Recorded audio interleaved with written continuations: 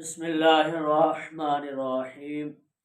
سوال یہ ہوا کہ اولاد کے لیے عاملوں یا پیروں کے پاس جانا کیسا ہے، اور یہ عامل حضرات جو قسم قسم کی پابندیاں عائد کرتے ہیں۔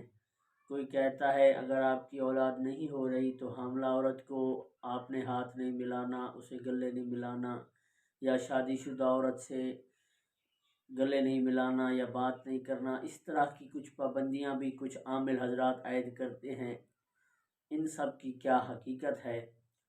تو بتاتا ہے چلو، دین اسلام کسی پر اس طرح کی کوئی پابندی عائد نہیں کرتا۔ اس دین اسلام نے ہمیں جو سبق دیا ہے قرآن پاک کے مفہوم سے ثابت ہے، اللہ تعالیٰ کی مرضی پر موقوف ہے کہ وہ کسی کو بیٹے دے یا بیٹیاں دے یا کسی کو نہ دے، اس کی مرضی ہے، وہ مالک الملک ہے۔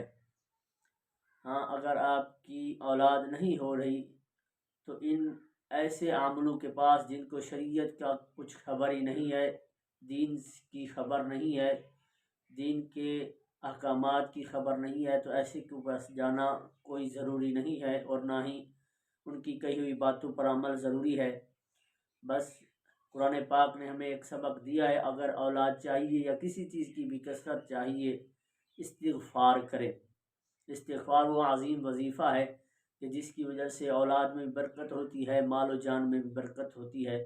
تو اگر کسی بہن یا بھائی کی اولاد نہیں ہے تو اس کے لیے قرآنی وظیفہ یہی ہے کہ کثرت سے استغفار کریں اور رب کے حضور دعائیں کریں۔ اگر آپ کی قسمت میں اس رب نے اپنے ازلی علم کے ساتھ لکھ دیا ہے اولاد کو، تو انشاءاللہ آپ کو اولاد نصیب ہوگی۔